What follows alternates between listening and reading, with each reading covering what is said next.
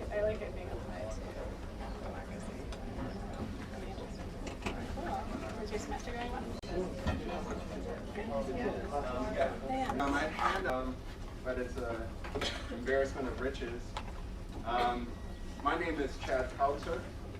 I'm an assistant professor of philosophy at UCD, and it is my great honor to be involved with this lecture series. It's the Honey Haber Memorial Lecture Series.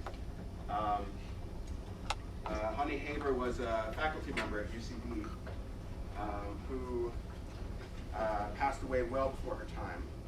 And her family, in her name, set up a fund to have an annual lecture at UCD in the area of Honey's interest, which is continental philosophy, broadly construed. And I found out, I'm new here, I started last semester, and it's really been wonderful emailing folks and telling them about this talk, because I learned a lot about Honey, and I actually learned that Honey was influenced by Ed Casey's work. I didn't know that when we invited Ed Casey here, but it was quite nice, and I got a lot of stories from that. The Haber Lecture Series has been going on for about 10, 12 years now. We've had people like Richard Rorty and Hilary Putnam, Sandra Rosenthal, lots of folks. And so it's in this line of wonderful thinkers that we invited Professor Edward Casey here today. He is a distinguished professor of philosophy at Stony Brook University in New York, where I had the honor of attending and attending some of Professor Casey's classes. I'm just going to read the little bio that we have on the flyer of many of Ed's books. The World at a Glance, that came out in 2007. Earth Mapping in 2005. Representing Place in Landscape Painting and Maps came out in 2002. The Fate of Place in 1997. Getting Back into Place in 93. Imagining, whose second edition came out in 2001. Remembering, whose second edition came out in 2001. Spirit and Soul, Essays in Philosophical Psychology, whose second edition came out in 2004. Professor Casey is currently writing a companion to World at a Glance, entitled World on Edge, which is the context of the presentation today. Professor Casey is also the president-elect of the American Philosophical Association. So, without further ado, please join me in welcoming Professor Edward Casey.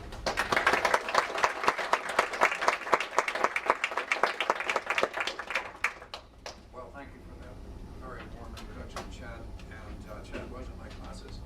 I think at that moment in Chad's history and mine, we were moving off in opposite directions. He went into the world of Hegelian, social, political 19th century, and very, very active 20th century political thought. Ironically, back at the time when I was teaching him, I was nowhere near any of that.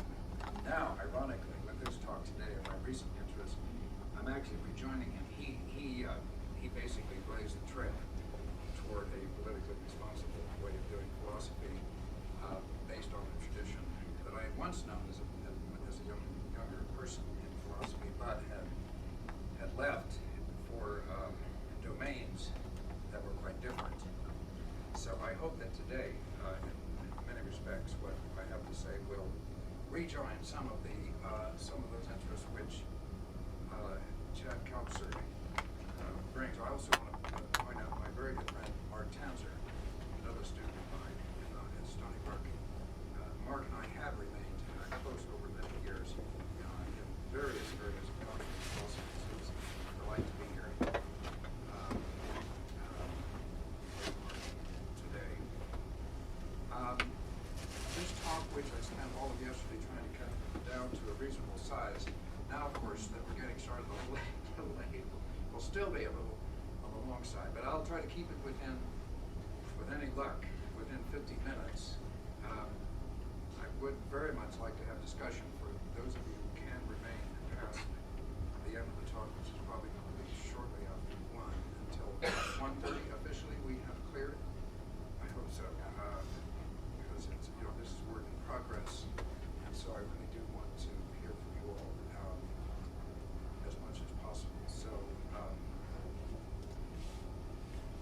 So, a matter of edge, border versus boundary law, Frontera. The first part of that title, a matter of edge, does not mean to pretend that edges are material in character. Far from it. Edges, and here's my primary guiding thought these days, are where matter runs out. Whether this is the dense matter of solid things or the stretches of space that we call regions and territories. They mark the place, edges mark the place where things lose their dense consistency and land loses its sheer extensivity. Edges are where material substance or physical landscape comes to an end. So edges are not a matter of matter. Instead, let's say that edges matter. They make a difference in how we distinguish one thing from another, one place from the next, one woman from her sister, one man from his brother. Despite being vanishing in their outward goingness, edges serve to make it clear where one thing, person, or place begins and another ends. So edges really matter to matter. They embody crucial differences in matter itself. They are among the primary ways by which the differences between things and places and persons gets established and expressed. A leading instance of the way that edge matters is found in the current circumstance of La Frontera, the U.S.-Mexico border. In this talk, I want to explore certain basic aspects of this particular edge, which has become so emblematic in burning issues such as immigration, national security, drug traffic, and the natural environment. I won't discuss any of these issues in great detail, only enough to suggest that edges form an integral part of their fate in two primary ways, namely as boundaries and as borders. Well, let me back up for a moment and do a very brief digest of my current research on the nature and kinds of edge. We've already mentioned what edges are not. They are not parts of matter or space, and they have mainly to do with the differences between things. But what are they, positively put? They're markers of where entities come to a close, whether provisionally or permanently, where they fold out into and enter their surroundings. At least this is so for the external edges of things, which we tend to take as paradigmatic for all edges. But there are also internal edges in the form of folds and creases, rills and ridges, cracks and crevices.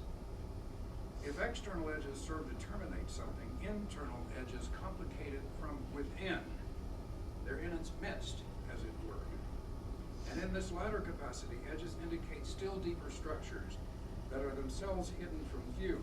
Think only of the way that the outlines of the rib cage and the outer chest area of higher vertebrates disclose bone structures otherwise concealed under the skin.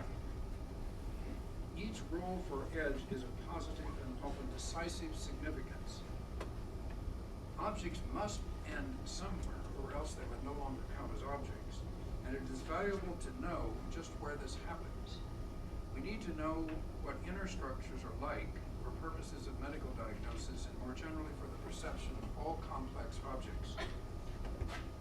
So in neither of their two primary avatars, internal and external, are edges merely adventitious, as if we could do without them. Edges are not just peripheral presences, but I would claim they go to the core of what things are and not just how they appear, though they are crucial for this as well. Another way of putting this is just to say that edges are where information collects and becomes especially salient and available to us. So edges, thus understood, and those broad sweeping brushstrokes that I am just, as it were, moving into a whole domain of work here and thought, and I'm just giving you a sampling of the world of edges that I would like to intrigue you about in general. They come in a number of major forms, of course. These include, but are not limited to, borders and boundaries. By my last count, there are 17 distinct kinds of edge. Among them, brinks, rims, margins, thresholds, frames, and the list goes on. Brinks, for instance, precipices, or edges that lead directly to certain dramatic or dangerous situations. That's when we say that we are on the brink of disaster, or on the brink of a decision. Rims are the strictly enclosing edges of containers, like metal cans or certain geological formations, such as the North Rim of the Grand Canyon. They are characterized by their comparative rigidity or perseverance. Margins, as well as peripheries, are edges in the form of bands that surround a given text or piece of land. Bands that are variable in breadth, but always more extensive than a rim or a brink. Thresholds also possess a broadband quality. They serve in particular as the initiatory phases of established rituals, such as welcoming someone into one's home, or in a certain American tradition, carrying a bride through the main entrance to the domestic space of a new home. Frames share with thresholds a conventional character, being determined on the basis of social or cultural and often artistic criteria. But unlike thresholds, frames act to enclose or limit from the outside, from just beyond that which they frame, whether this be a painting or an idea or a text. Now, borders and boundaries are in a class of their own on my analysis. Both act to demarcate a given place or region, to set it off from other places or regions, and in this capacity, each is decidedly two-sided. We talk of being on this side or the other side of each. Indeed, we must speak this way, since straddling a border or boundary is a transitory action only. One must go one way or another eventually. Despite these commonalities, borders diverge decisively from boundaries in certain ways. A border, now let me just lay down what will be the case for the rest of the talk. These are as it were working definitions that I'm here proposing. A border is a clearly and crisply delineated entity, and is always established by conventional agreements such as treaties or laws. Thus it is a product of human history and its vicissitudes. A boundary, in contrast, can be an altogether natural entity, existing in natural as well as cultural and historical settings. It is rarely demarcated with any precision, varying in contour and extent depending on environmental or historical circumstances. Most importantly, a boundary is porous in character, like the human skin, admitting the passage of various substances through it, not just for ritualistic reasons, as with the threshold, but because of its very structure. Whereas a border aims at being impervious. Also, while a boundary lacks exact positioning, hence is difficult to map, a border is located just here and nowhere else. It is at once securely fixed, in place, and unyielding, thereby facilitating its cartographic representation as well as its designation in terms of such precise parameters as latitude and longitude, miles and meters. Whatever the confusion between borders and boundaries may be, in ordinary English parlance, and most of the time, jumble them together and confuse them. By my analysis, they are strictly different in kind. I'm not even insisting on the words. These are convenient words that mark a distinction that I think is a distinction of kind, not just a casual, as it were, contingent distinction. More on that at the very end of the talk. What do edges so arrayed, and borders and boundaries in particular, have to do with La Frontera? Well, everything.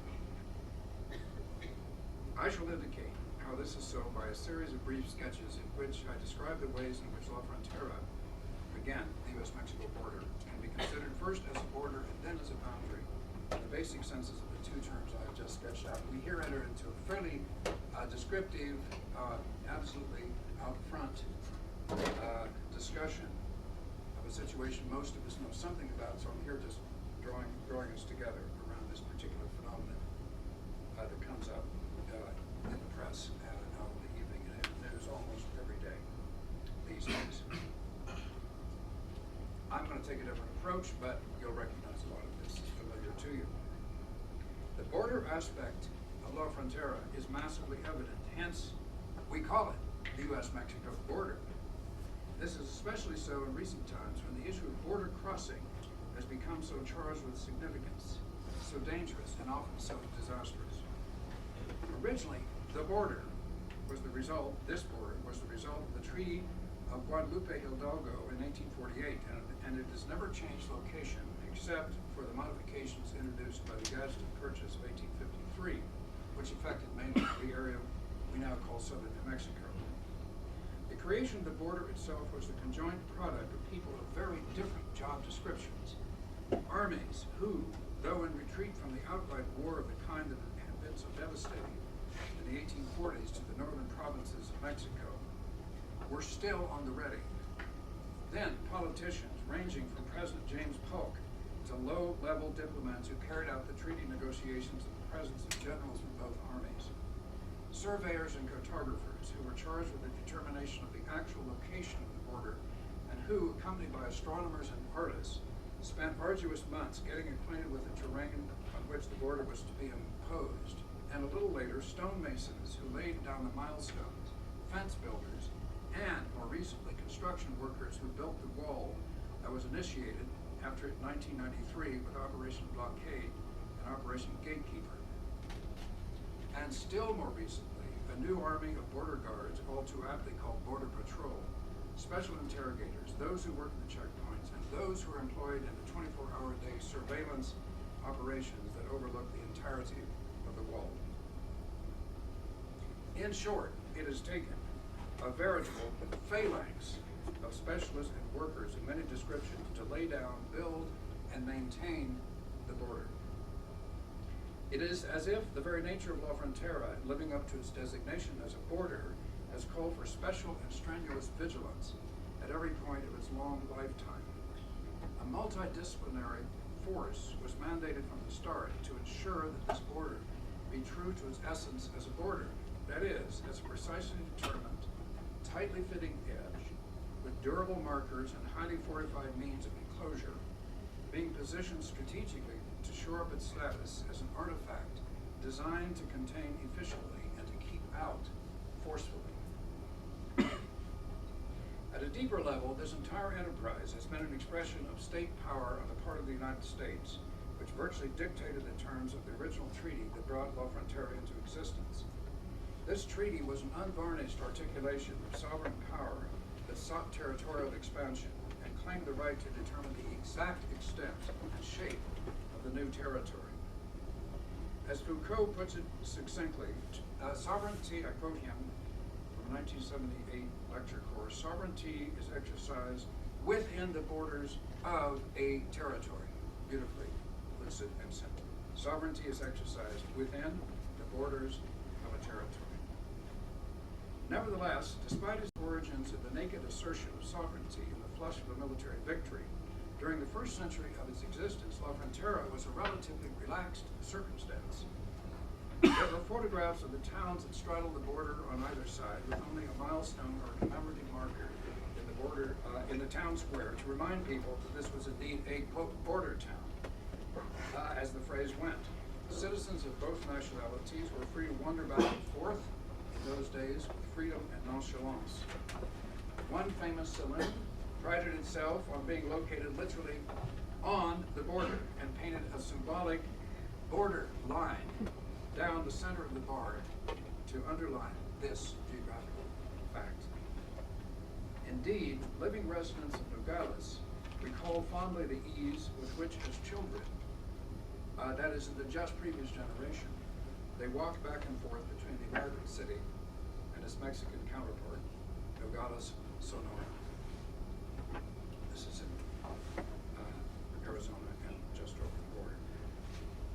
Now, all of this, as some of you surely know, changed drastically after NAFTA and 9/11.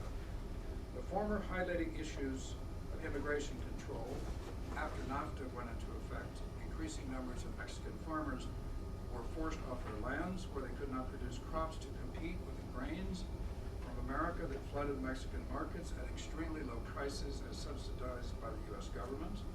Hence, they were forced to find work elsewhere. And the latter, 9/11, emphasizing issues of national security with the fear of quote, foreign terrorists that was so rampant in the immediate wake of 9/11.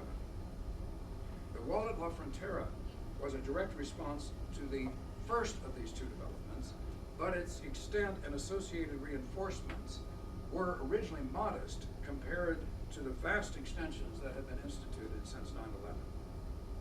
At this point in history, the wall is more than 200 miles long, with plans to extend it to cover a full third of the entire U.S.-Mexico border. It is found at every major and many middle-sized towns along the border. With it comes a formidable array of those charged with construction and upkeep, and with the enforcement of rigorous strictures on rights of passage through its checkpoints.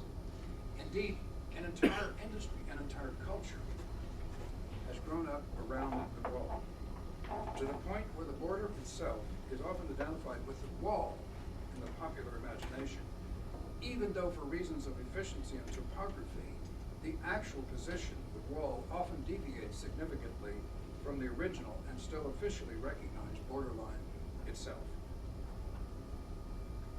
All the personnel employed at or near the wall are expected to pursue certain goals in common, each of which bears directly on the reliability and strength of the wall as a safeguard for vested interests of the United States, interests that are commercial or military, or most especially concerned with the flow of migrants, as I prefer to call those who attempt to enter the U.S. for whatever reason, usually finding work, without having so-called proper papers.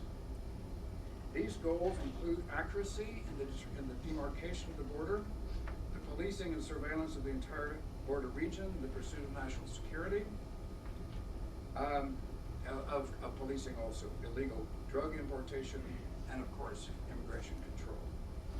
All of these fiercely held goals converge in making the border itself ever more definite and known as something that is objectively and unquestionably there, and presented as such.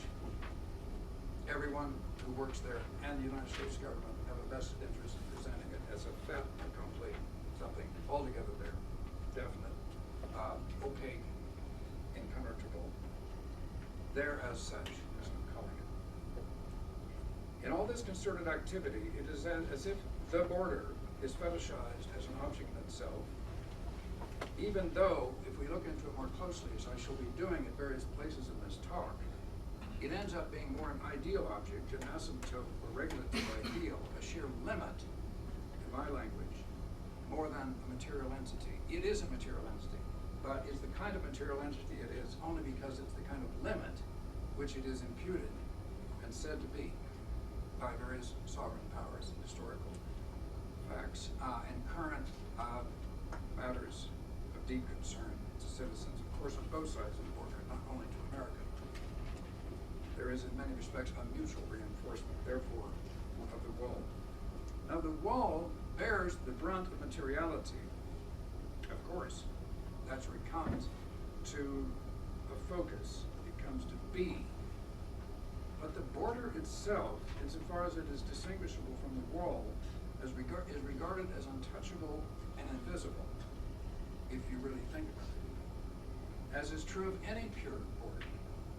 In the case of La Frontera, the ideality of the border acts as a protective cloak thrown down on the vested interest I've just mentioned, as if to legitimate and redeem it by this very act of idealization. So as not to keep the border entirely in the ideal realm. Ideal realm here just means realm of words, ideas, histories, stories, etc. I take that term very broadly.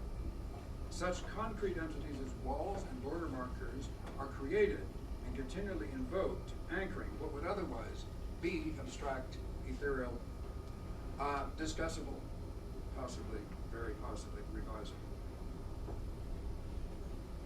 Now, in contrast, all of that was a description of the border aspect of the border.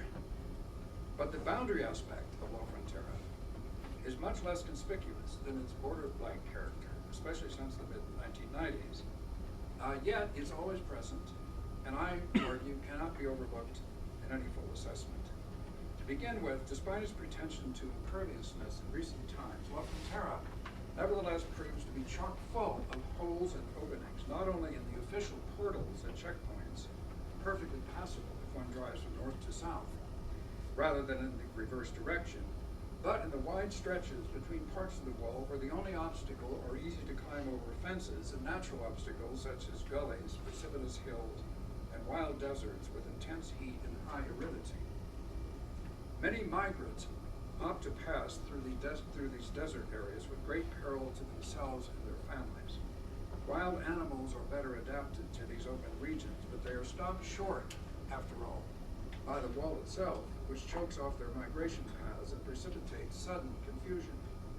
Can you imagine a southwest cougar coming up against the wall and staring at it in disbelief, like, what is this? How can it, the cougar, know where to find a way around the wall, which may be many miles away? Indeed, how can it even know that the wall has an end? Indeed, in fact, it's another story, and I've written about it elsewhere. There have been serious problems with animal movement and with plant cross-fertilization and with damage to waterways and marshlands around La Frontera. Only birds fly free over the wall, an action mimicked by protesters at Tijuana a few years ago, who shot a human being from a cannon over the wall, as if to say that this is as close to being a bird as human beings can come in the circumstance. As we say, free as a bird. On another occasion, balloons were released over the wall to demonstrate that only for wholly airborne objects, such as these, is there anything like unfettered movement over the wall. The absurdity of these gestures, of course, the surreal character that brought out the tragedy, the obstruction, the conflict on the ground. Undeniably, La Frontera has become decidedly resistant to easy entry and traversal for human beings, especially Mexican and Central American migrants.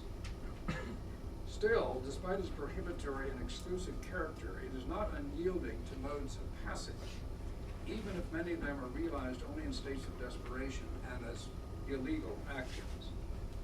However fiercely defended it may be, La Frontera, as a border, cannot stanch altogether the flow of land animals and humans, whatever their reasons for crossing over may be. Let's just say at this stage, I shall return to this point later, that diverse creatures find their way over the border.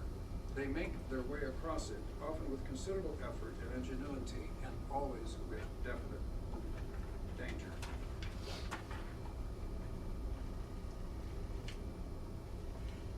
Nevertheless, despite those exceptional movements, which are worth tracking in their own right, genuine, intrinsic boundary features of La Frontera are also exceptional and marginal, inconspicuous and intermittent. In another paper in this series, I talked about how artworks on both sides of the border affect another kind of passage, another kind of transition, another kind of critique that manages to move back and forth in a very uncanny and very interesting way at this historical moment. And they, I argue, actually are the sublimated expression of what I'm calling boundary crossing. That's a topic for another occasion, but a rich one and an interesting one. So, given that there's a very exceptional and really often it seems to be all too rare character of such boundary crossings, this makes the occasional occurrence of boundary-like aspects all the more welcome when it does occur. They allow the border to breathe, to open itself to flows of several kinds. It would certainly be false to proclaim of this situation that in it, everything flows onto rei, as Heraclitus had said. But some things do move. They move under, over, and through an otherwise impenetrable enclosure.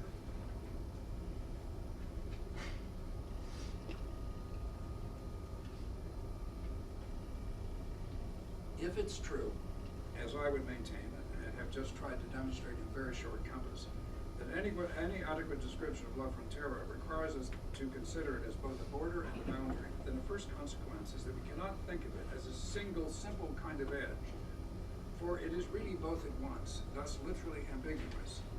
This minimal realization is important if we are to defend against the inveterate tendency to reduce what is a very complex situation to an oversimplified image of it as consisting in just one entity, such as the wall. An earlier but parallel reductive error was to regard the U.S.-Mexico border as consisting in the set of milestones and the fencing that marked it off all the way from the middle of the 19th century down to the creation of the wall. Both the present security wall and the surviving milestones and stretches of fence stake out and shore up La Frontera, but they do not constitute it. At the most, they support its status as a border, but they neglect its being as a boundary. Indeed, they do not even contribute directly to the border line that is an intrinsic aspect of La Frontera. As linear, the border line is an entirely cartographic entity, another instance of an ideal limit. So this suggests a preliminary clarification. The border, considered in the way I've been proposing, that is as a constructing a conventional entity, is situated between a boundary and a border line. It lacks the permeability of a genuine boundary, yet it is not reducible to something strictly linear either. I'm trying to tease these terms apart, which again, we confuse in their semantic scope in ordinary language. So I'm suggesting that the border is situated, I say, between the openness of a boundary and the absolutely closed character of a border line. It lacks the permeability of a genuine boundary, yet it is not reducible to something strictly linear either. A full-fledged boundary is found, for instance, in the Rio Grande, which serves as the U.S.-Mexico border itself for 2/3 of its entire length. But as a river, if you think about it, its exact size is constantly changing with the passing of seasons, waxing in width in the all too brief rainy season, and contracting to virtually nothing but a flat river bottom in drier times. Any attempt to regard it as a precisely determinable entity like a border is foredoomed, as would be even more so considering it as a borderline. One of the great paradoxes then is the role of the river in the construction and maintenance of the so-called U.S.-Mexico border. Another term that complicates the picture when you think about it is borderlands, made famous by the writings of Gloria Anzaldúa, but having an extensive history of its own. Let us think of a borderland as the area that flanks a recognized international border on either side. It is an area in the form of a band or strip that is of indefinite extent and thus cannot be measured in so many meters or miles of borderland. We would not even be tempted to do so, in contrast with the border line and the border itself, which we presume to have exact metric properties. In this respect, the borderland is much closer to a boundary. Yet its semantic resonance differs in that a boundary is always an edge of or an edge for something else, an activity, another place, another space.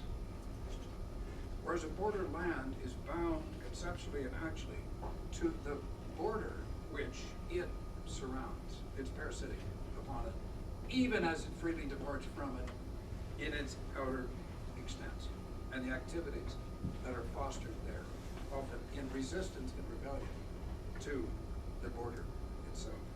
So hence the first series of terms on the schematic diagrams I have out to you earlier. These are not serious scientific formula. They are merely efforts to condense parts of the problem, like this one. So you see on the first schema, a set of 5 terms with border in the middle. At the left end of the spectrum, we have terms that approximate to edges that are porous and malleable, depending on the circumstance for which the paradigm case is boundaries I've been defining in the last section, out of which a borderland would be an extreme case.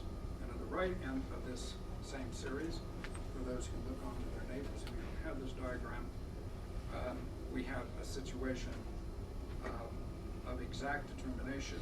Quite the opposite. Closure and exactitude are here prized, and the border line then becomes a paradigmatic instance of such specificity, highly determinable both in terms of actual measurement and cartographic representation.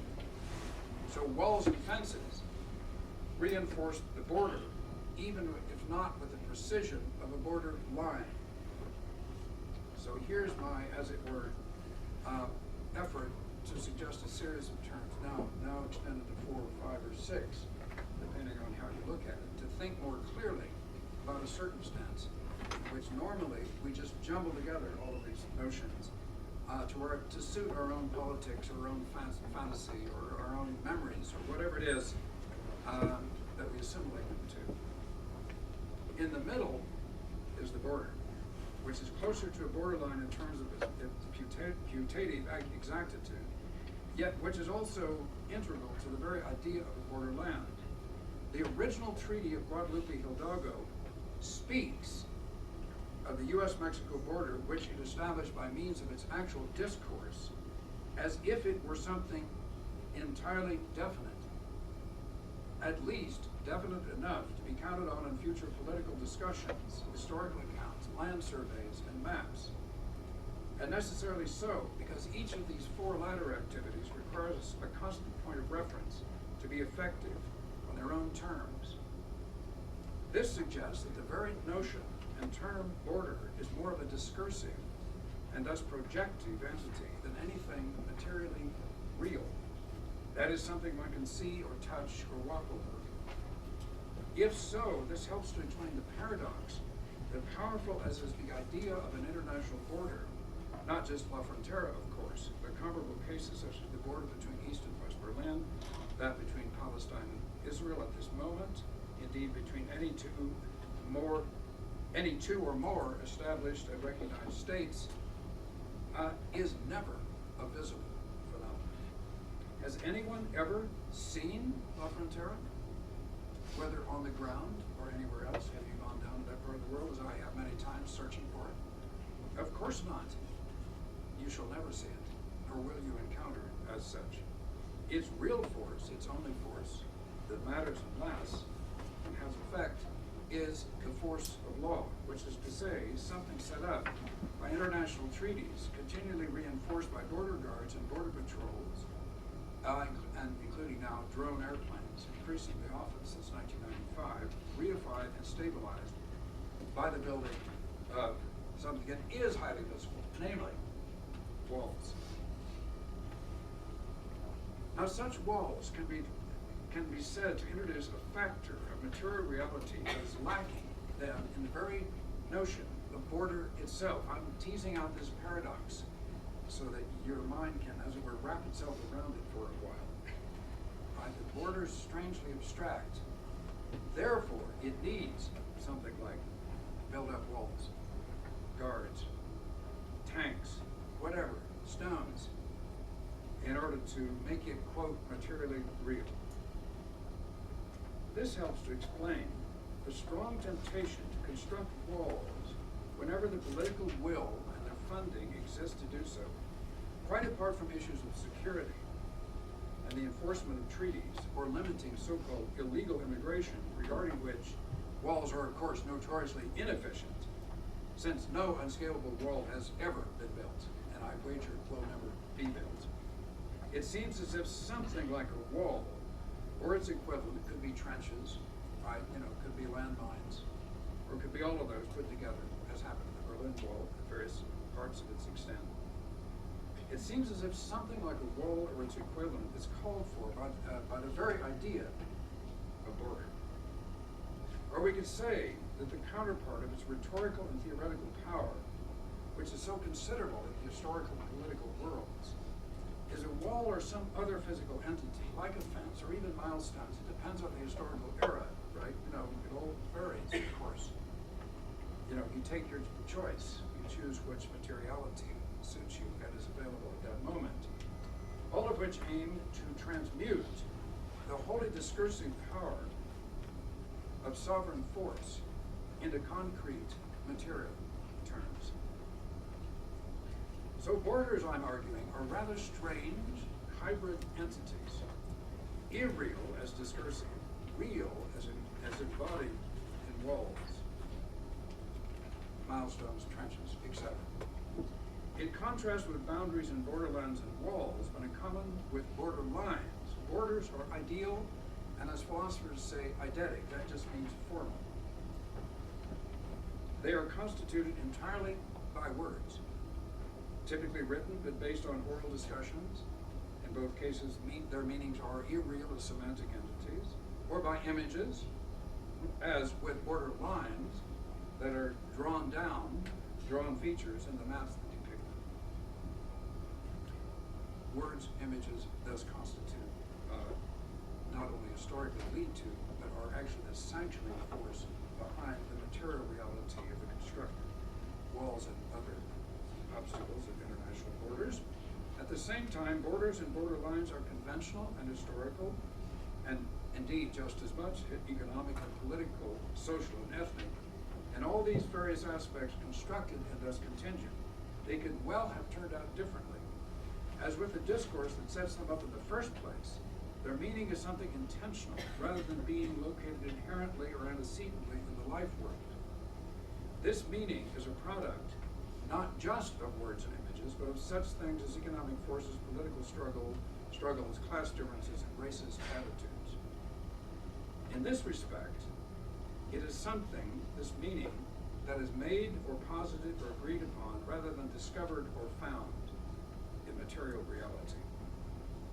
So, just as the border will never be found in material reality, so the meanings of those modes of discourse and conception and representation will also never be found by our lived body as such.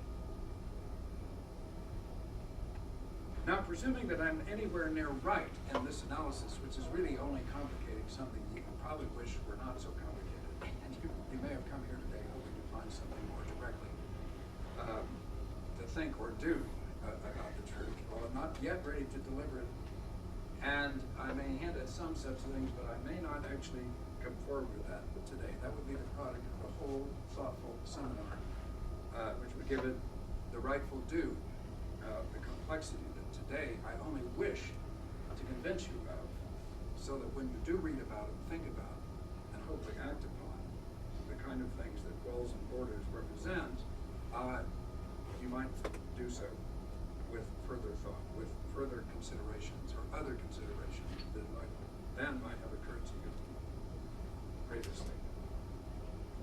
So I say, presuming I'm anywhere near right in this opening analysis, we need to ask ourselves next, what does such bivalency of ideal and real, of meaning and matter, portend for understanding the situation at La Frontera, and by extension at any comparable border circumstance? Well, one straightforward thing it portends is that the borders evolve and are subject to birth and decay, a cycle that is especially evident in a case such as that we need to keep thinking about these days as the Great Wall of China, which by now has become nothing but a tourist site. Borders have a life and death of their own, whose history can be traced in exquisite and often excruciating detail. The mutability of borders is then a species of the contingency of all cultural and physical constructions, and is hardly peculiar to it. And it's important to underline this aspect of international borders, given the pitched discussions that are now taking place concerning La Frontera. Discussions that all too often presume that this particular border is here to stay, that it is somehow natural or right, and that the issues of homeland security and immigration will stay just the same, or approximately the same, into the foreseeable future. Yet this is simply not so. The factor of drug war violence, for example, has taken on a very new prominence in the last 2 years, especially the last 2 months, in fact, the last 2 weeks. And they alter one's perception of the fact and function of La Frontera. No longer is immigration the main problematic issue of this border. It remains unresolved, but is being eclipsed, and I think, sadly, confused, often, by the widespread violence that is happening in certain border towns such as Juarez and Tijuana, and that is spilling over into cities on the American side like Tucson. The wall built near these various settlements now, the walls built near these settlements now show themselves to be woefully inadequate to coping with the drug and associated arms traffic that manages to get through. If not by ruses and bribes at the checkpoints, then by extensive underground tunnels that have been built, as I'm sure you know, by the drug cartels under the existing wall, often at great expense and with great ingenuity. Not entirely unlike the overwhelming of the Great Wall of China by Mongols and other nomads. Only a philosopher would make that statement. So not unlike the overwhelming of the Great Wall of China, the security wall that was built only in the last few years is proving so vulnerable that it will soon not count as a border at all. If border entails a fortified enclosure that is effective in preventing easy entry into what lies on the other side of it. Vis-a-vis the drug traffic, the U.S.-Mexico border is ironically becoming something more like, yes, a boundary, a highly permeable edge that offers little resistance to being crossed in one direction or the other. Drugs flow into the U.S. from the south, from a southern direction, as seen from any place that we may happen to be in America, while arms are brought back from gun dealers in Arizona and other places from the north. As a result, the very meaning of security, quote, security, including that at stake in the much vaunted homeland security, is changing before our eyes. What was intended to be a tight container in the erection of a tall and metallic wall that has now cost hundreds of millions of dollars has become a leaking vessel. The situation is in effect returning to the state of things before the wall began to be built in the middle 1990s in the immediate wake of NAFTA, to wit, nothing but a string of fences stretched out between the original milestones, fences that were never a serious deterrence to the movement of humans, only to a few cattle who were in those ranges. The fences and milestones constituted what can only be called a loose border. They resemble, again, nothing more than what I've been calling a boundary. The differences between the two kinds of edge here beginning to melt down under our eyes. Even if the wall and the various checkpoints arranged along it have proven ineffective for a kind of traffic not originally foreseen, the drug traffic, they have been at least partially successful, so defenders will say, in the effort to stem the flow of migrants who sought jobs in the U.S. following the institution of NAFTA in the Clinton presidency. But I say partially successful since some hopeful migrants have scaled the wall late at night with ladders from the Mexican side, and a few have tunneled under, though not on the elaborate scale realized by the drug cartels. Many more, of course, going around the ends of the wall as constructed in a given area, though all too often to meet death on the burning desert that lay before them, now counting almost at 5,000 victims. Despite the many physical and legal obstacles of the wall, undocumented migrants continue to stream across the border near, if not actually at, the wall itself. The massive migration, now amounting to at least several million migrants who live, legally or not, in the United States has not been contained, much less stemmed. Even at its primary mission then, the wall has fallen short of what it was built for, the prevention of so-called illegal immigration. So the supposed tightness of the U.S.-Mexico border, based on the all too popular myth that border walls can achieve genuine security for the homeland, has gone aground and perhaps always will. It is not just that something there is that doesn't love a wall that wants it down. Robert Frost's famous line goes only part of the way toward what we need to realize about security walls of many kinds. This is that they are built to be breached. Not only do they engender resistance in Foucault's term for the effect of any strict limit, but they bring about their own demise as if by a subtle form of self-destruction, of undermining not from without, that is from a failure to hold back overt invasions, but from within. There's something about a wall that doesn't love itself. Not enough, at least, to be permanently inviolable. Or to say it in the primary terms of my talk today, borders are always already in the process of becoming boundaries.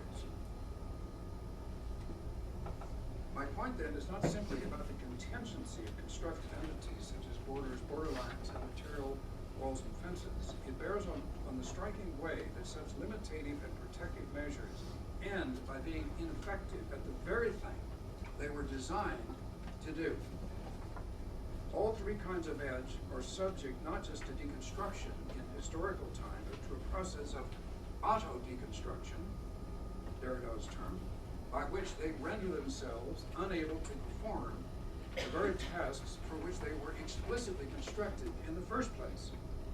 And to this extent, to lose their being to strict borders and to approximate to open-ended boundaries, their supposed opposite. Boundaries, though not permanent either, are much more perduring than borders. Their detailed configuration changes all the time, indeed more rapidly and easily than with borders, given the dense institutional investment in the latter. But for boundaries, their underlying contour or profile, being more closely attuned to landscape layouts, including cityscape layouts, is more stable. They are more reflective of their environmental circumambience, their literal surrounding world, Umwelt, as the Germans say. Boundaries are integral members of entire life worlds, not artificial intrusions into it, as so many borders manifestly are. Moreover, their perduringness occurs not despite their the comparative fluidity and porosity, but, I would argue, because of it. For the basic resilience and resourcefulness of boundaries allow them to retain a fundamental gestalt or form over long periods of geological time or human history. Something to ponder. Why is it that boundaries, though open, fluid, porous, nevertheless manage to remain more or less the same or keep a character that can be identified over longer periods of time? Is it not, doubtless, their very resilience and lack of being artificially propped up and reinforced continually?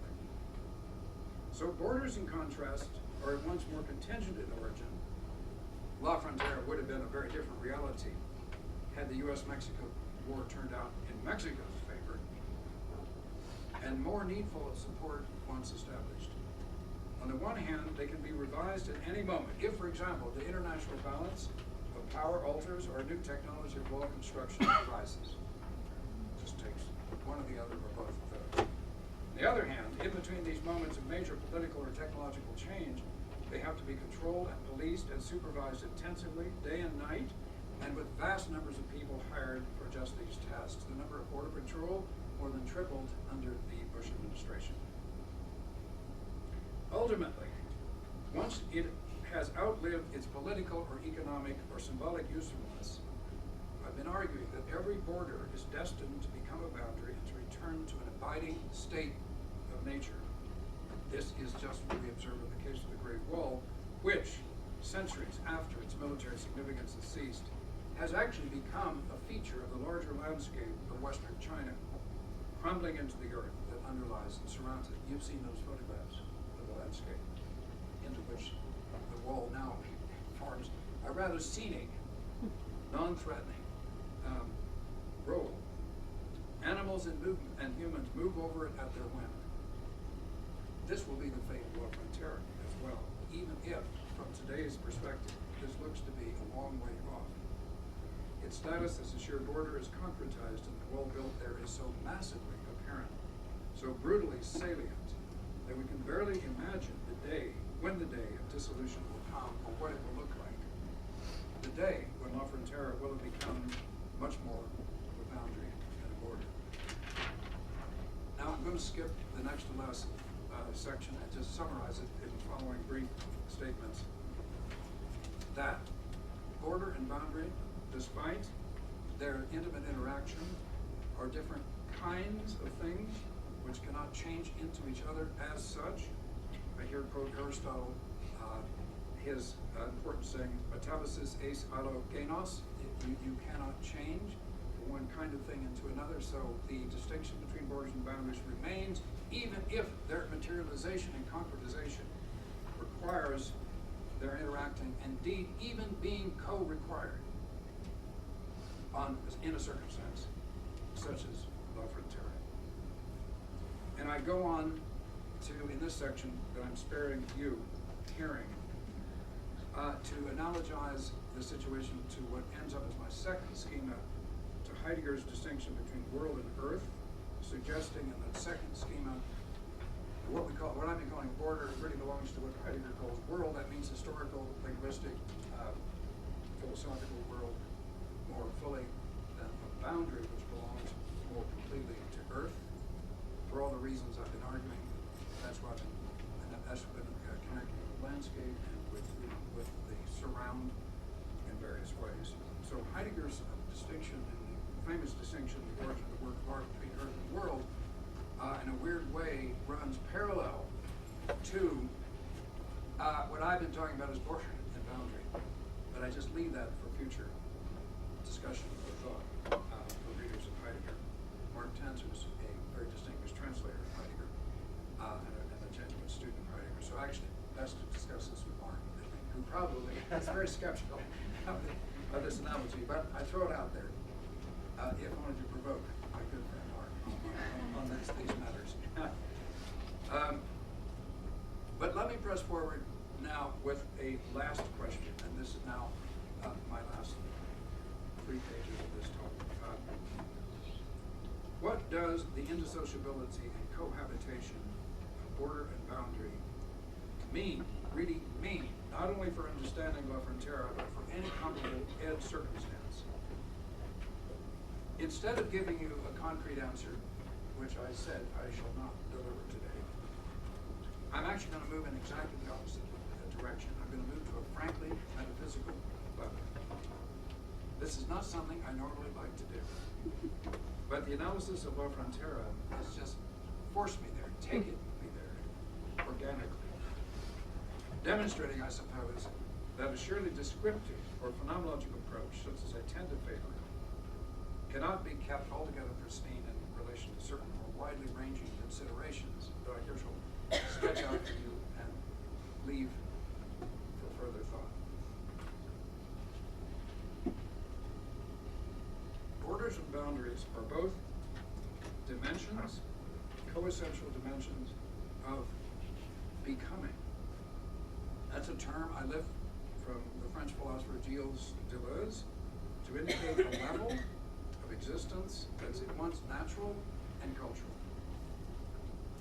I follow equally Merleau-Ponty, the other French philosopher who's influenced me greatly, who wrote in a working note that, quote, the distinction between the two planes, natural and cultural, is abstract. Instead, everything is cultural in us. Our life world is subjective, our perception is cultural historical, and everything is natural in us. Even the cultural rests on the polymorphism of wild being. Everything is natural, everything's cultural. These two dimensions interpenetrate without remainder.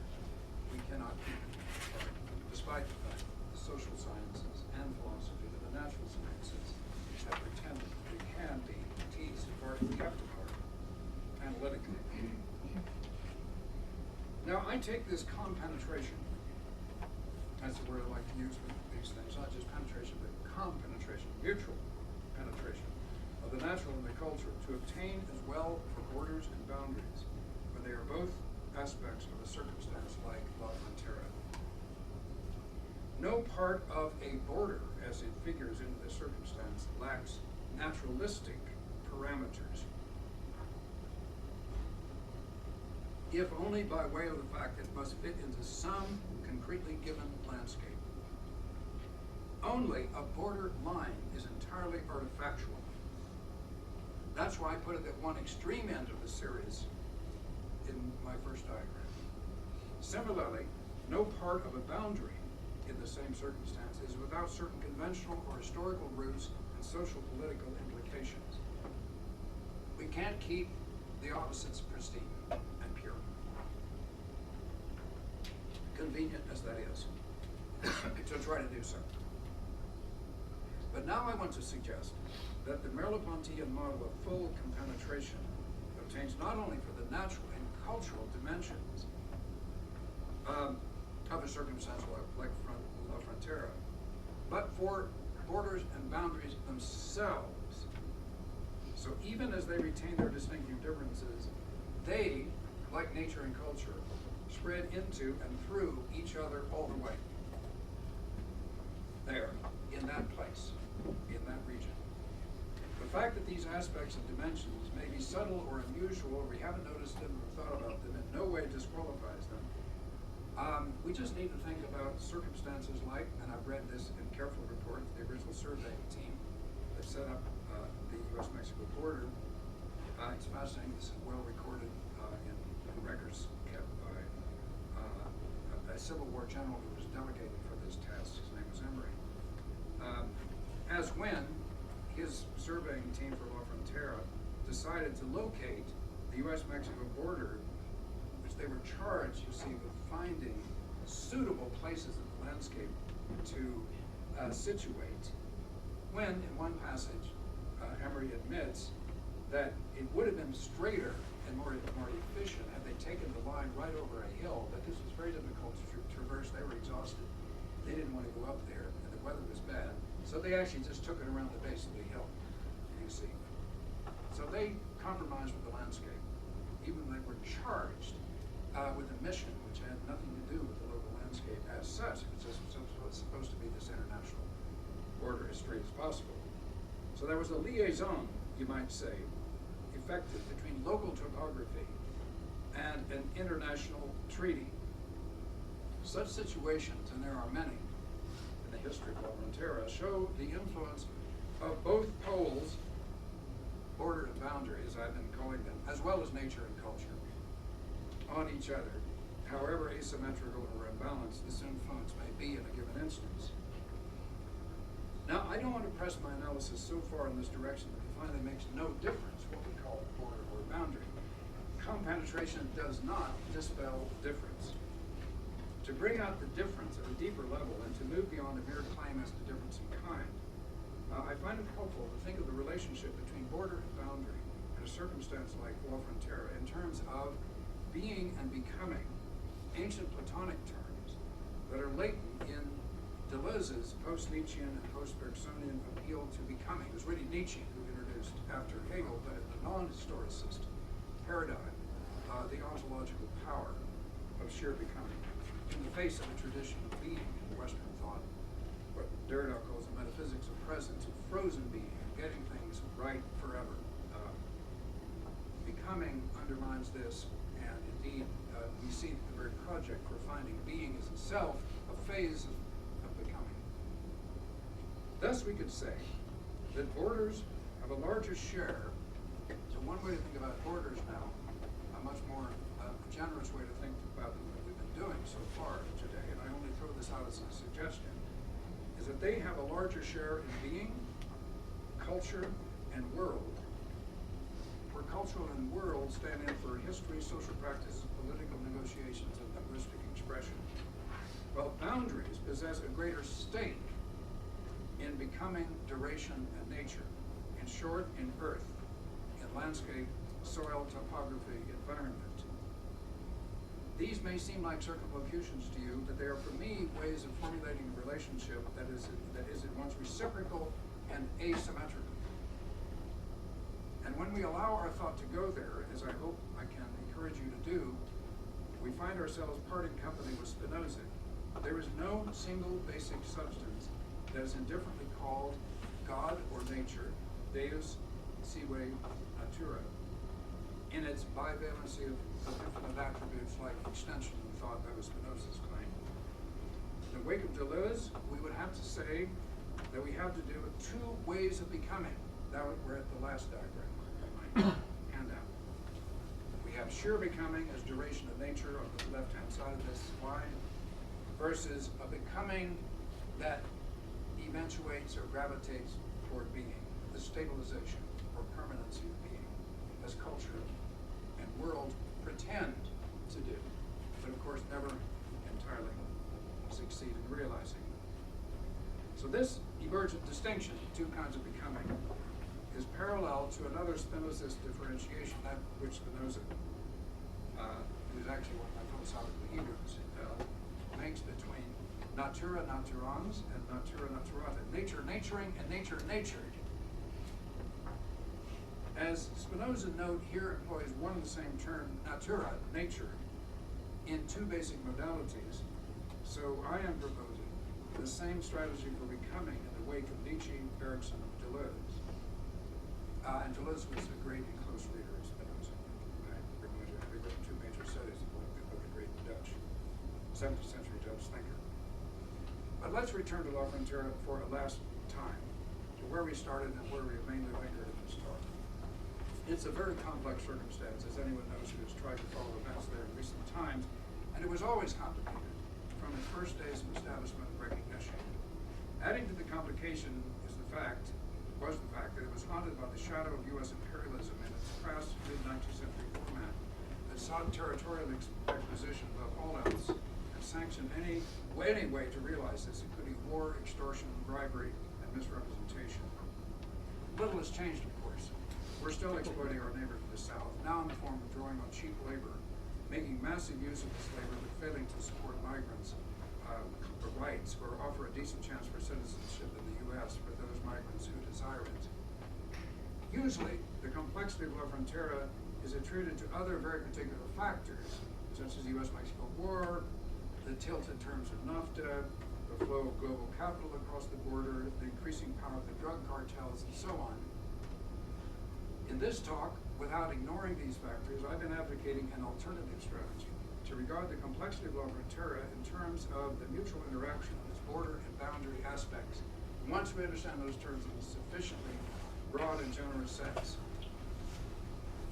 the interaction between the border and boundary has its own history in La Frontera, from 1848 to the present, to which I've only been able to allude in a piecemeal way in this talk. But my thought experiment has been to consider this dauntingly complicated circumstance in terms of these two very basic geo-philosophical parameters called border and boundary. And if we try this out, I believe that a new way of understanding La Frontera and any comparable circumstance, right, not just there, presents itself. One that allows us to put this vexed situation in an unaccustomed light, that does not pretend to give any solution to the ongoing strategy there. That would be altogether beyond the scope of this talk, and indeed pretentious and arrogant, but shakes up at least her customary assumptions about this and any comparably complex border situation.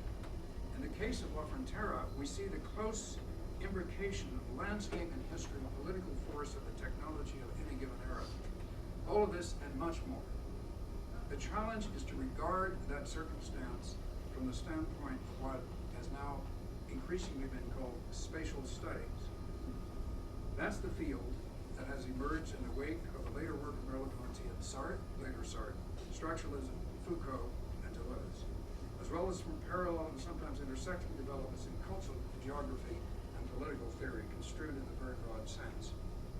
The impact of spatial studies on the social sciences and on the humanities, especially nowadays philosophy, in the last several decades has been nothing short of revolutionary. And my effort this afternoon represents nothing but a modest, if pointed, contribution to such studies. Thank you very much.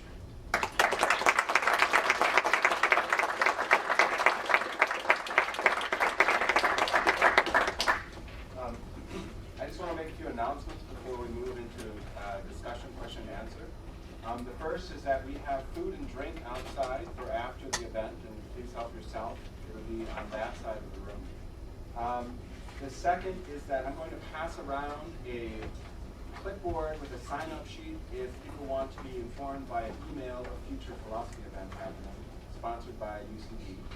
And the third announcement is in bad form because I'm introducing this event and moderating this event. But the next talk in our series is my talk, so I have to participate in self-promotion, but that is on May 5th. That's in the philosophy department. And the brilliant title is The Terror of Freedom, the Contemporary Relevance of Hegel's Critique of the French Revolution. I'll just stick this underneath the clipboard. It's the last talk in our series this semester. And with that, let's open it up for questions, and you can field them. Yes. Yeah, thank you very much for your paper. I was reminded of how Plato and Aristotle are obsessed with the question of the right number of citizens in their writings. And there's all this mathematics that goes into dividing the citizenry into different groups and so on. But I'm wondering if the more general question of delimiting the citizenry of a polis, in the broad sense, is something continuous with establishing borders in your sense, or is there something, is the border, if you've been analyzing a special case to distinguish from these other cases? Yeah, that's very helpful, and actually I believe there's a lot of truth in that. I live half of over here in Southern California these days, and that's how I came to this research, hanging out at the border as a consequence of this, though not just in California.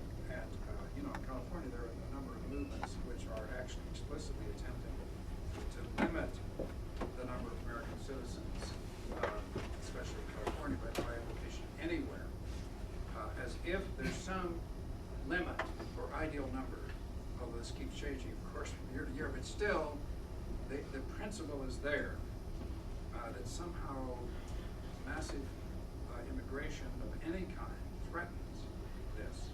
It's not zero population growth. It's not that much more generic effort, which is really a phase of environmentalism, in which I actually have some belief in and stake in overall, though I think the numbers game is very dangerous, as we see in the case of China, to actually limit couples to one child and so forth, with tragic results often in the Chinese case and other countries that have attempted to do that.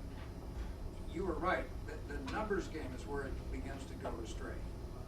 But I am very skeptical of groups, one of which is based in Santa Barbara, where I happen to be, because my family happens to be there contingently, which just basically takes the view that there should be no legal rights granted to migrants, again, as I insist on calling them, from south of the border, and much less any permanent residency ever allowed to them, because the great fear is that their families, according to their myth, are very large and teeming, and this will just unduly increase the population of any town, starting with Santa Barbara, of course.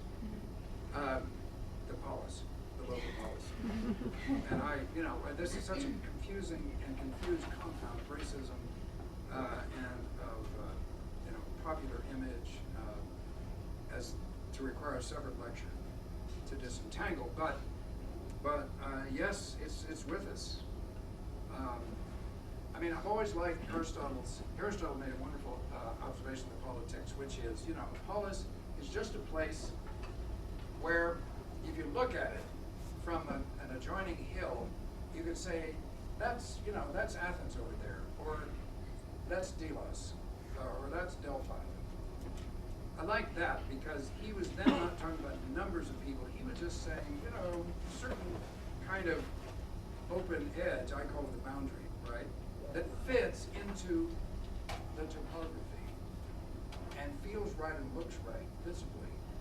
That's about as far as you can go if you're talking about limiting growth. Now, of course, our major metropolises have long since, including Denver, I'm afraid to say, much as I love it, have long since exceeded anything like that. Although I guess if you got far enough into the mountains, you could look down and say, that's Denver. Down there, it exceeded one sweep. But I'd rather go that way. If you're going to talk about limitation of growth, I'd rather go that way. I think when you go by the numbers, you're going by the rigid sense of border that you're quite right. I think that walls and immigration quotas and all those things are really are clearly designed to maintain. And if my analysis is right, it's not only we're doomed, right? It's not going to bring work. And people want to come here and find work here, and they find it congenial here, they have family here, and they're just going to come here. They're going to be here, And so we might as well make room for them. It's absolutely absurd to cut this off at the origin, thinking that somehow this could be controlled. No more than it could be in the case of the laws attempt to restrict immigration from China that were disastrous, and then Japan in the early part of the 19th century. So, I just take a stand on this. There may be some of you who disagree with this. You have a right to do so, but I am saying that by thinking in terms of borders and boundaries, I think we have a more salutary way of escaping a very straitjacketed view that the state is there to be a distinct territory, that therefore it goes right up to some wall or limit, some borderline, and doesn't exceed it. But we all know that culturally, we're all over the place. American culture is all over the globe. Nothing you can do about it, nothing to regret. It's just, that has happened. So, yes. I have an example for you from growing up on the border in Nogales, and I'm wondering how you can relate it to border versus boundary, whether the line always operates both as a border and a boundary at the same time, but can fluctuate. Yes. I was in probably like second or third grade, and my aunt and uncle lived in Nogales, Sonora. Used to work in Nogales, Arizona, so I came back and forth every day for work. Yes. And I came home from school, and my mother told me that my aunt and uncle would be spending the night with us that evening, because they weren't able to go back and forth. And I don't remember how I found out, but that was the day that John F. Kennedy got assassinated. And so they closed the border. And so that movement back and forth by something that happened in Dallas turned the boundary into a border. Well, I didn't know that. The very day of the assassination. So they sealed all the borders. Right. Huh. No, I really hadn't known that. Thank you. That's very helpful. As you know, Nogales perhaps spent more time than any other single place, has multiple modes of entry. There were. At that point in time, there was only one. Oh yeah. What was that? The main one downtown. Yeah. But then, the underground. Not the new one. Yeah. There used to be an old one. An old what? A port of entry. Port of entry. Not the new modern Yeah. one, the one Yeah. that used to be down closer to the downtown shops. Yeah, I figured it must have been. But I don't know if it was in the wake of the Kennedy event or what, but there were many then, not so much underground tunnels as underground sewage systems Yeah. and stream, Yeah. where there were a lot of teenagers living down there in a dangerous manner, but also it was a place to cross under Yeah. the border in Nogales.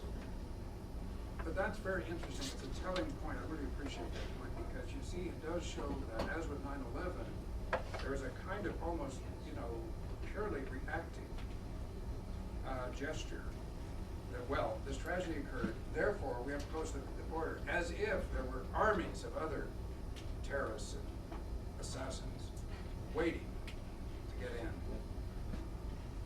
This is, you look back on it, you think this is really pretty hyperbolic. Maybe it's understandable in terms of human psychology, because it is a kind of sheer reactive, defensive, self-protective measure, but it's not admirable, politically or philosophically. To me, it's productive. People should take thought at that very moment, you see, and say, well, maybe that's not what we need to do. But the creation of Homeland Security, Department of Homeland Security, the immediate wake of 9/11, my view, has been nothing short of disastrous. Starting with the environment, actually, which this department has chosen until now, though now it shall change, to ignore any considerations, any environmental considerations. That's a long story of its own, but it's telling because it really means that, you know, the boundary aspects which I link to landscape become completely diminished. You know, like, well, that's just aesthetics. You know, that's nice. Nice to help those poor animals out when you can, right? But in a national emergency, oh no, we certainly do not want to consider them in any way. So, you know, it's a very telling symptom. You know, the animals go first because they're lowest on the social political ladder, et cetera. You see where I'm going with this. So we have two questions here. Yes. So I'm really interested in This the is idea. Maria, whom I also know, and I welcome you here. Thank you. Well, thank you, Ed. So I really am interested in the idea of borders having an inner dynamism. Yeah. And the idea that the boundary kind of erupts through the border. That, in other words, this is a contested space. And, you know, if it's locked down in the form of a border, the boundary will eat away at it. And vice versa. Right? That in a way a boundary invites a border, is vulnerable to a border. So I really like that. And Yeah. I'm thinking about a passing remark you made about artworks as critique. And I'm thinking about, in general, the idea of things that can flow through a border, and the way you mentioned just briefly artworks on either side of the border as opening up a kind of critique. And so I'm wondering what you think about, maybe this is premature, or maybe you don't want to go there just yet, but I'm wondering what you think about the possibilities for political resistance opened up by this dynamism itself. Like, how do you, I mean, I think your writing is one form of political resistance. What other thoughts do you have about how you speak into that? Yeah, well, actually, contestation? that would be another talk, and I reserved, I had a couple pages I cut out on this talk because I was going to go there, and I do believe it's a very effective, not a merely, I'd call it supplement, but that doesn't mean evasive. It's actually very effective. It turned out that, in fact, it's at Nogales, on the southern side. Have you been over to the northern side of the new wall? No, Seen the art I haven't works? been there recently. It's I haven't seen the ugly new wall. I can't, in my memory, I've got the chain link fence still there. Well, it is ugly. You're not going to be happy to see it, but it is interesting. This extremely ugly feature, which mars the landscape, looks like a giant metallic serpent. When you first approach Nogales coming from Tucson nowadays, you know, it's incredible. It just severs the landscape. You know, just amazingly ugly. But on the other side of the same wall, ironically, are some fabulous works of art. They're both aesthetically remarkable. They're really very beautiful, very sophisticated sculptures, murals, and so forth.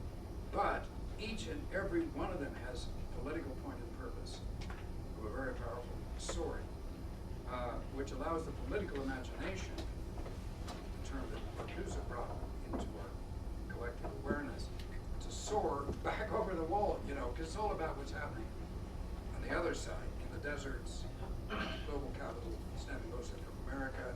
You know, it says in images what, you know, many words of critique would say less effectively, would convey less effectively. So it is powerfully resistant in its very form. So I thank you, Maria, for, I want to emphasize that in some respects currently, at this historical moment, I know of no more effective critique than is happening on the part of these artists, who, by the way, are actually binational. So there are workshops that are actually both American and Mexican artists, and not only Mexican, but interestingly enough, it's actually a collaborative enterprise.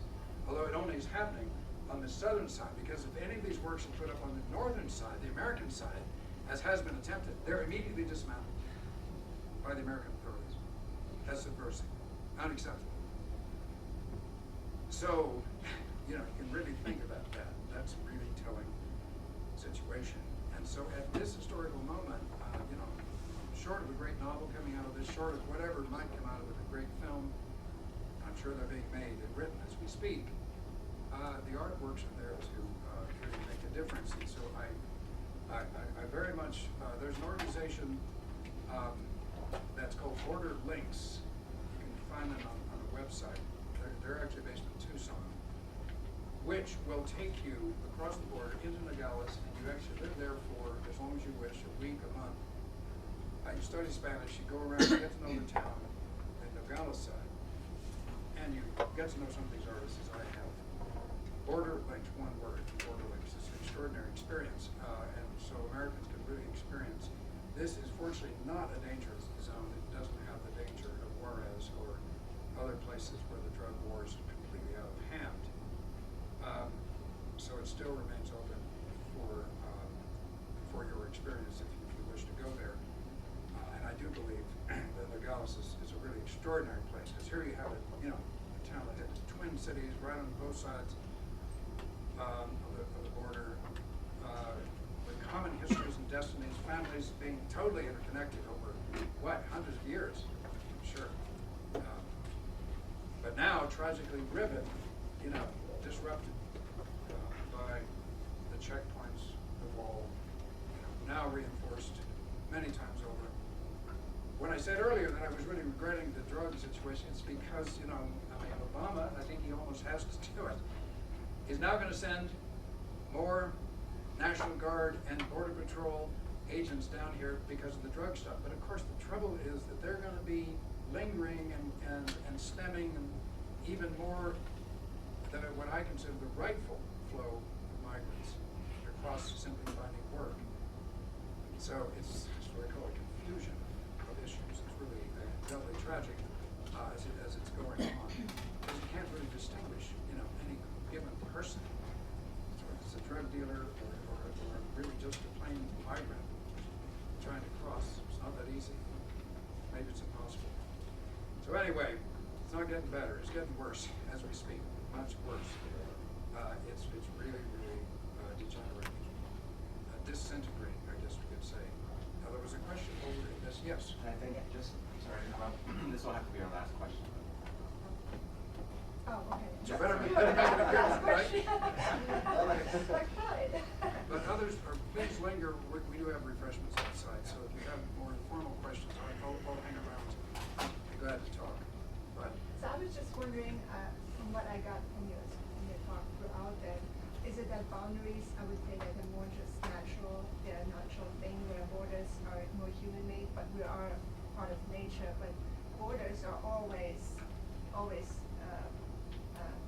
a mistake. I mean, they come out of our shortcomings, otherwise we wouldn't have them. They become out of misunderstandings, and with NAFTA, it really was but just one way for us, but not for them. And so therefore I feel like, well, now we have to deal with the consequences because we created it to begin with.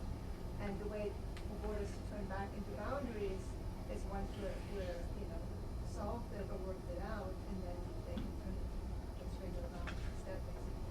yeah, it is. I mean, it's one of those weird. That your question allows me to say a little more specifically here. What seemed like a rational agreement, and we can take the Treaty of Guadalupe Hidalgo as the first moment in this, right? And then any more recent, quote, agreement between governments and so forth, including NAFTA, as perfect examples of something which seemed to have their raison d'etre at the time. I mean, Mexico was decimated. They did want the fighting to stop. They did want to draw some limit to American territory, which was being claimed yet completely without limit at the time. So yes, they were willing to do it, to come to that agreement. So there is always, quote, what Hegel would call, world reason at stake, the cunning of reason. Like, okay, yes, these agreements are reached. However, every time, and with NAFTA, Clinton and his advisors, in good faith, I believe, I have to assume this, thought, well, this is going to be good for both U.S. and Mexico. No one was foreseeing. I'm sure some people did foresee, but no one in the immediate circle. But Clinton's government foresaw that it was going to be having such tragic consequences for Mexican employment, especially agriculture, as did happen. But now, in retrospect, you wonder how they could have missed it. But, all right. Still, at that moment, I remember naively thinking in the mid-90s, oh, well, that's good, you know, this is going to help people on both sides. And I mean, that was the palaver that was our federal government put out. And I'm usually, you know, a supporter of Clinton, but I thought, well, okay, you know, they must have thought this out. They must have figured this out. But now we see it was not a good agreement. It really was one-sided, and I call it tilted terms. It was pretty much disastrous. So your point is right, that in some strange way, what conflicting, competing parties think is a rational agreement at the moment, very rarely, I don't want to say it never, but it very rarely works out in the interest of both, or however many parties there are, could be multiple parties, over time. So the border agreements are one-sided to start with, and then often get worse, even more worse, you know, in their later implications. And so that's why I'm discouraged. I feel that constructing borders, either in idea or in material reality, doesn't seem to have a good outcome. There's something, you know, so I went back to Frost's poem, which, by the way, should be read. You know, we take that as just an American icon. Actually, it's a very shrewd critique of a false conception. As a matter of fact, if I had time, I would show that the line that says, good fences make good neighbors, Frost is perfectly clear in that poem that this is false and wrong. This is not what the poet thought at all. This is what the neighbor said. And that neighbor was a border builder. Because he was the one insisting that every spring they put these boulders back in place. And he was the one that said, good fences make good neighbors, right? But the poet was thinking, I'm not so sure about that. You know, these boulders, after the winter, there snows and rains, they kind of, you know, they kind of went over and tumbled onto the landscape. This was not so bad. Maybe that was better. And so the poem is actually very subtle. You'll find it, you can Google it, Mending the Wall, or Mending Wall. That's what it is. And that seems to imply something like you're saying. That means you have this artificial ideal of a perfect border. It'll come crumbling down, either for a natural or an historical or a political reason. Give it enough time. In this case, just every winter. It'll naturally deconstruct. With other national security measures, well, sadly enough, it takes much too long sometimes, and many, many thousands perish as a result. But yeah, I'm getting deeply skeptical. You know, I'd like to see a world in which the very idea of boundaries becomes revalorized, and new and creative ways of doing architecture and landscaping would actually bring back a boundary sense more fully than we currently are able to do in our national politics, or even, for that matter, our local politics. But this is a long story, and Chad Couch knows much more about this. He wrote a remarkable dissertation in which Locke, who was after all the founder of the concept of property, as, quote, your own by the labor that you put into it, and so forth. The beginning of the end may have been there, because that real estate, talk about a border, talk about a limit. That's what we call real estate and real property, things of this sort. So this involves a very deep critique, really, of Western